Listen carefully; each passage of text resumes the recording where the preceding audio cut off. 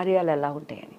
ఆ తర్వాత బైబిల్ చదవటం, నేను పడిన ఒక మంచి చర్చ్ చెన్నైలో జయపాల్ గారు అని చెప్పని, రక్షణ అంటే ఏంటి, అసలు మత మార్పిడి అనే వాళ్ళని, దాన్ని అంగీకరిస్తున్నటువంటి దేవుడిని అంగీకరించిన వాళ్ళని చాలా వాళ్ళకి తెలియచెప్పాల్సింది. ఎక్కడా ఆయన నేను మతం అని చెప్పలేను.